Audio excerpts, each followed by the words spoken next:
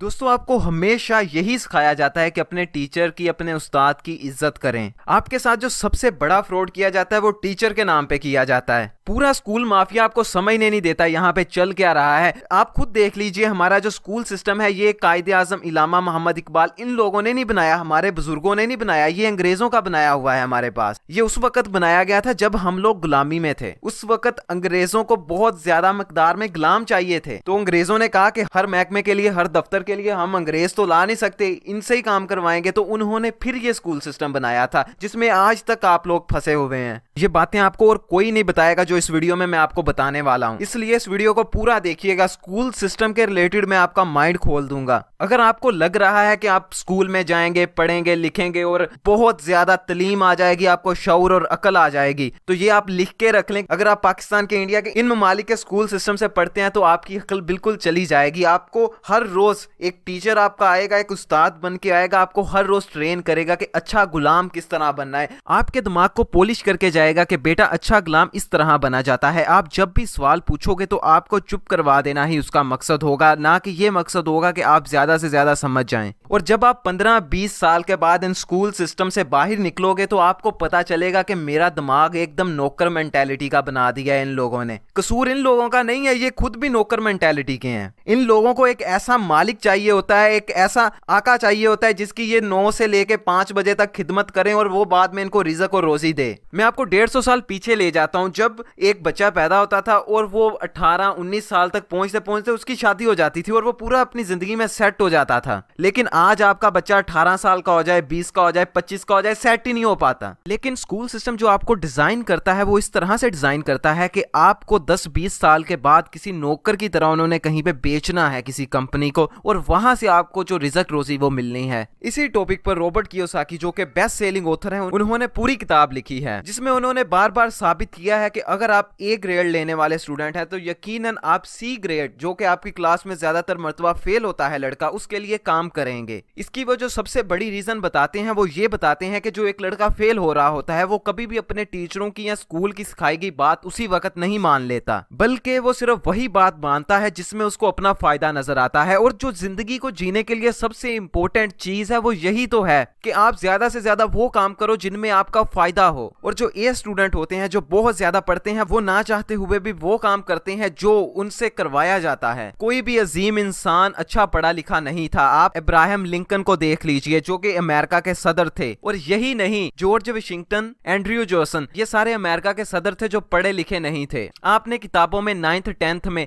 Robert Frost को तो जानते होंगे, लेकिन आपको जान के खुशी होगी वो खुद नहीं पढ़े थे, लेकिन उसके बावजूद आज उनकी पोइट्री पूरी दुनिया में मशहूर है, आपको ना चाहते हुए भी पढ़ा दी जाती है। एंड्रयू कार्नेगी, जो अपने वक्त के दुनिया के सबसे ज्यादा अमीर तरीन इंसान बने, वो भी पढ़े लिखे नहीं थे। हेनरी फोर्ड, जो कि फोर्ड कंपनी के मालिक थे, उन्होंने गाड़ियों को घर घर तक पहुंचा दिया था, वो भी नहीं पढ़े थे। Mark Zuckerberg, Bill Gates, Steve jobs, इनमें से भी कोई ऐसा नहीं है जिन्होंने अपनी एजुकेशन पूरी की हो। ये वो लोग थे जिन्होंने जल्दी समझ लिया था कि स्कूल सिस्टम एक फ्रॉड है। एक ए क्लास स्टूडेंट में और एक सी क्लास स्टूडेंट में फर्क ये होता है कि जो ए क्लास स्टूडेंट होता है वो बहुत ज्यादा डरता है। अगर उसके नंबर कम आ जाए तो वो बहुत ज्यादा डरता है, उसको हर वक्त डर लगा रहता है कहीं पे कुछ उल्टा ना हो जाए, कहीं पे कुछ गलत ना हो जाए। दूसरी तरफ जो सी क्लास स्टूडेंट होता है उसके तो नंबर आने ही कम होते हैं, इसलिए उसका जो डर होता है वो सारा खत्म हो चुका होता है। उसको फेल होने से जरा डर नहीं लगता, जरा भी नहीं डरता, कहता है फेल हो जाऊंगा फिर क्या बात है। और जब वो अपनी असल जिंदगी में जाते हैं जहां पे आपको बार बार बार बार फेल होना पड़ता है और उसके बाद कोई ना कोई कामयाबी मिलती है, तो वहां पे वो बहुत अच्छा खेल जाते हैं। और जो ए क्लास स्टूडेंट होते हैं, बड़े पढ़े लिखे, बड़े पप्पू बच्चे, वो जब अपनी असल जिंदगी में आते हैं तो उस वक्त वो कुछ भी नया करने से डरते हैं, जिसकी वजह से वो फेल नहीं होते और कुछ नया नहीं कर पाते, क्योंकि छोटे होते ही उनको यह सिखाया जाता है कि फेल होना बुरी चीज है। जब वो किसी टेस्ट में फेल होते हैं तो उनको घर की तरफ से, स्कूल की तरफ से टॉर्चर किया जाता है और वो खुद भी ये बिलीव करना शुरू कर देते हैं कि हाँ, फेल होने बुरी बात है। देखिए, अगर आप अपने आप को डल समझते हैं, ये समझते हैं कि मैं जीनियस इंसान नहीं हूं, तो आप आइंस्टाइन का एक कोट सुन लीजिए। आइंस्टाइन कहते हैं कि हर एक इंसान जीनियस होता है, लेकिन अगर आप एक मछली को दरख्त पर चढ़ना सिखाएंगे तो वो कभी नहीं सीख पाएगी, और एक बंदर को पानी में रहना सिखाएंगे वो कभी नहीं सीख पाएगा। इन दोनों को अपना अपना काम करने दीजिए, ये उसमें एक्सपर्ट है। मछली पानी में रह लेगी लेकिन बंदर 5 मिनट तक नहीं रह पाएगा, और मछली दरख्त पर नहीं चढ़ पाएगी। आप खुद मुझको बताइए कि अगर आप 10 पढ़ चुके हैं, आप 12 पढ़ चुके हैं, आप उस पढ़े से क्या कर सकते हैं जो आपको पैसा कमा के दे सके। देखिए, आप तालीम लेने के लिए इसलिए जाते हैं क्योंकि आप पैसा कमा सकें। आप इसलिए नहीं जाते कि आपको बोलने का तरीका है, आपको चलने का तरीका है। क्यों? क्योंकि वो जिनके पास आप सीखने के लिए जाते हैं उनको खुद नहीं आता होता। आप मुझको बताइए कि आपके कितने टीचर हैं जिनको बोलने की सही से तमीज है? अगर आप कह रहे हैं कि मेरे सारे टीचर्स को तमीज है तो आप फिर खुशकिस्मत बच्चे हैं, क्योंकि मुझे इस तरह का कोई टीचर नहीं मिला। बहुत ही कम टीचर मिले हैं जिनको बोलने की तमीज थी।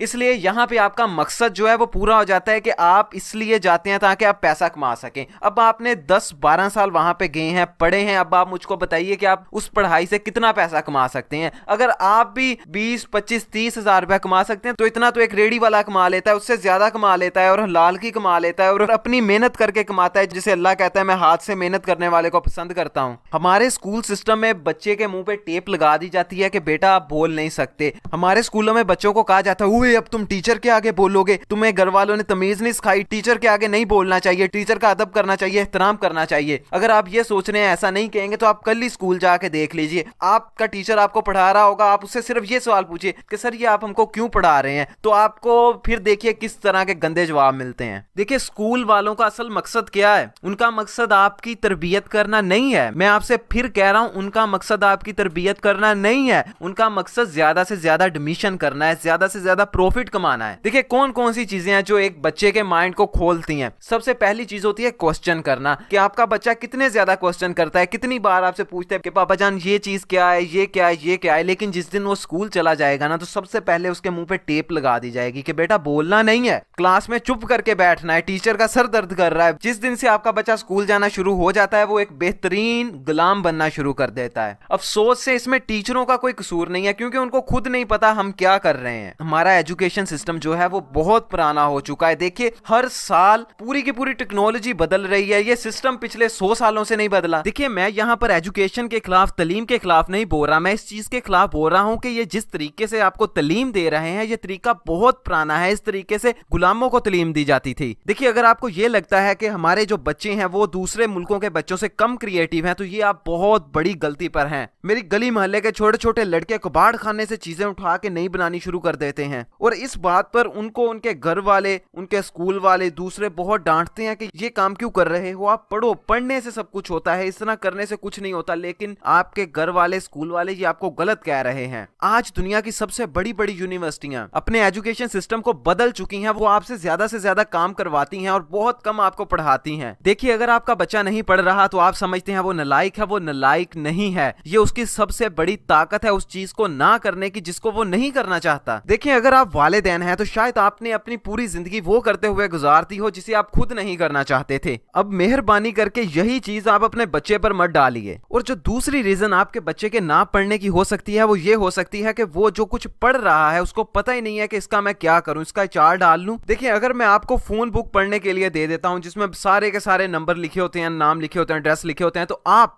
उसको पढ़ते पढ़ते बोर हो जाएंगे। यहाँ पे बोर होना अच्छी बात है, आप ज्यादा बोर हो ताकि आप वो काम करना छोड़ें जिसका कोई मकसद नहीं है, जिसका कोई फायदा नहीं है। और यही आपके बच्चों के साथ होता है कि वो वाला काम करते हुए बोर हो जाते हैं जिनका उनको कोई फायदा नहीं नजर आता। देखिए मैं फिर आपसे कह रहा हूं कि आप मेरी वीडियो का गलत मतलब मत लीजिएगा। अगर आपके बच्चे के लिए कोई सबसे ज्यादा इंपॉर्टेंट चीज है तो वो एजुकेशन, तलीम और पढ़ाई ही है। और जो सबसे बुरा तरीका है पढ़ाई लेने का वो ये स्कूल सिस्टम्स हैं। हमारे पास इल्म जैसी कोई चीज है नहीं, हम डिग्रियों की तरफ भागते हैं। हमें सबसे ज्यादा जिस चीज की जरूरत है वो इल्म है। जितना ज्यादा आपके पास नॉलेज होगा, आपके पास उतनी पावर होगी, आप उतना ज्यादा कमाएंगे। लेकिन जितनी आपके पास डिग्रियां होंगी इसका ये मतलब नहीं है कि उतना आपके पास इल्म है। ज्यादा से ज्यादा अपने दिमाग पे इन्वेस्ट कीजिए, आप ज्यादा से ज्यादा पढ़िए, लेकिन वो चीजें पढ़िए, वो चीजें समझिए जिनका आपको कोई फायदा है। पढ़ाई के बगैर आप कभी कामयाब नहीं हो सकते और अगर आप स्कूल से पढ़ते हैं तो फिर आप बहुत कम ही कामयाब हो सकते हैं। हमारा स्कूल सिस्टम एक मछली को यह सिखाता है कि दरख्त पे किस तरह चढ़ना है और बंदर को यह सिखाता है कि पानी में किस तरह रहना है। देखिए हमारे, आप समझते हैं हमारे जो बच्चे हैं वो बेअक्ल हैं, उनमें अकल कम है।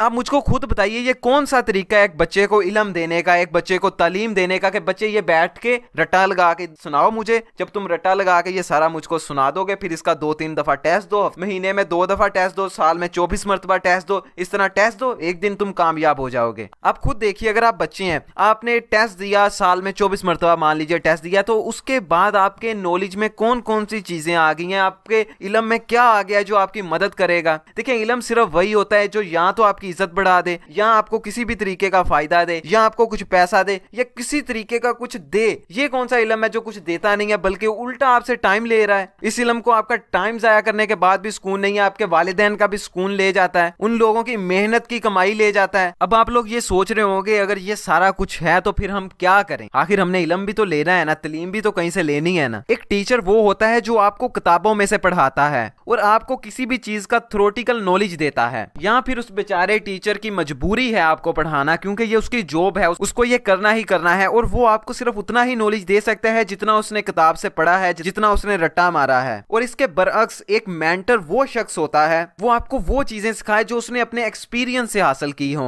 अगर मैं आपको आसान लफ्जों में समझाऊं तो एक टीचर आपको वो इल्म देता है जो उसने कभी खुद प्रैक्टिकल जिंदगी में नहीं किया, सिर्फ पढ़ा है और आपको बता रहा है। दूसरी तरफ एक मेंटोर वो इंसान होता है जिसने अपनी जिंदगी में एक्सपीरियंस किया है, जो खुद भी वो काम करता है और फिर वो आपको सिखा रहा है। आपको साइंस के, मैथ के, फिजिक्स के टीचर ही टीचर मिलेंगे, कभी मेंटोर नहीं मिलेगा, बिलखसूस पाकिस्तान में तो कभी नहीं मिलेगा। लेकिन अगर आप दुनिया की सबसे बड़ी यूनिवर्सिटी यूट्यूब पे देखें तो शायद वहां पे आपको कोई मेंटोर मिल जाए, लेकिन आपको अपनी लाइफ में मेंटोर बड़ी मुश्किल से मिलेगा। जिस तरह हमारे नबी सल्लल्लाहु अलैहि वसल्लम एक मेंटोर थे, वो हमको जो सिखाते थे उस पर अमल भी करते थे। आप उनको अपना रूहानी बाप कह सकते हैं क्योंकि वो असल आपके उस्ताद थे। और ये जो ब्रेलर किस्म के उस्ताद आपको स्कूल और ट्यूशन में मिलते हैं, यार जरा आप शर्म महसूस करें उनको अपना रूहानी बाप कहते हुए। आप पता क्या कर रहे हो, आप इन लोगों को उन मुअज़्ज़ज़ शख्सियत जिस तरह आप सल्लम हो गए, हजरत अली हो गए, अल्लामा इकबाल हो गए, इनके साथ खड़ा कर देते हैं। यार वो मेंटोर थे, ये टीचर्स हैं। जो आपके टीचर्स हैं ना वो आपसे कहते फिरेंगे कि बेटा हमारी इज्जत करो, टीचरों की इज्जत करनी चाहिए, लेकिन एक मेंटोर कभी भी आपसे इज्जत का नहीं कहेगा, आप उसकी खुद इज्जत करोगे।